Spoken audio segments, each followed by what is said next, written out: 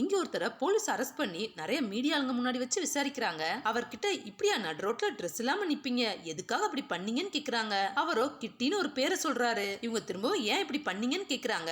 அதுக்கு அவரு உங்க எல்லாரையும் பார்க்கணும்னு தான் அப்படி பண்ணேன்னு சொல்றாரு. இது கேட்டதும் இவங்க ஷாக் ஆகி பார்க்க அப்ப அவரு ஒரு பேப்பரை ஓபன் பண்ணி காட்டுறாரு. அதுல கிட்டிங்கிற ஒரு பொண்ணு காணுங்கிற நோட்டீஸ் இருக்கு. உடனே சுத்தி இருந்த எல்லாருமே அதை போட்டோ எடுக்கிறாங்க.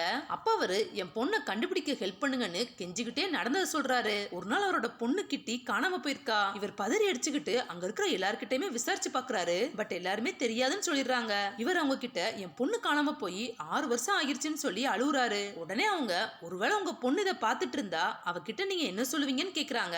அவரும் அழுதுகிட்டே கிட்டி எப்படி இருக்க, உன்னை ரொம்ப மிஸ் பண்றேன், இப்பெல்லாம் நான் லேட்டா எழுந்திருக்கிறதே இல்ல, நான் நிறைய வேலை பாக்குறேன், உன்னை கண்டுபிடிக்கிறதுக்காக டாக்ஸி டிரைவரா கூட இருக்கிறேன்னு சொல்றாரு. இவர் அந்த டாக்ஸில கூட அவரோட பொண்ணை காணுங்கிற நோட்டீஸ சுத்தி சுத்தி ஒட்டி இருக்காரு. இவர் அந்த டாக்ஸியை ஓட்டிக்கிட்டே அவரோட பொண்ணை எல்லா பக்கமும் தேடிட்டு இருந்திருக்காரு. அப்புறம் அவரு நான் ஸ்பையா கூட மாறிட்டேன், உன்னை கண்டுபிடிக்கிறதுக்காக கேமராலாம் வாங்கி கார்ட்டூன்ஸ்ல வர்ற மாதிரி இன்வெஸ்டிகேஷன்லாம் பண்ணிட்டு இருக்கேன்னு சொல்றாரு. இவர் ஒவ்வொரு ஸ்கூல்லையும் மாறி மாறி வேலை பார்த்து கேமரா வச்சு அங்க இருக்கிற குழந்தைங்க எல்லாத்தையும் போட்டோ எடுக்கிறாரு. இவர் போட்டோ எடுக்கிறத டீச்சர் பார்த்ததும் பயந்து அங்க இருந்து ஓடிடுறாரு. வீட்டுக்கு வந்து ஒவ்வொரு போட்டோவா பார்த்து எதுலயாச்சும் அவரோட பொண்ணு இருக்கலான்னு தேடி தேடி பாக்குறாரு. இவர் அந்த ஊர் முழுக்க ஒரு இடம் விடாம எல்லா பக்கமும் மாறி மாறி தேடி பார்த்திருக்காரு. எங்கேயுமே அவ கிடைக்கவே இல்ல. வேற வழியே தெரியாம இவங்க கிட்ட பேசுறதுக்காக இப்படி ட்ரெஸ் இல்லாம ரோட்ல நடந்து போயிருக்காரு. அப்புறம் அவரு அவகிட்ட உனக்காக நான் என்ன வேணாலும் பண்ணுவேன், என்ன நம்பு, என்ன நடந்தாலும் நம்ம கண்டிப்பா திரும்பவும் சந்திப்போம்னு நம்பிக்கையோட சொல்றாரு.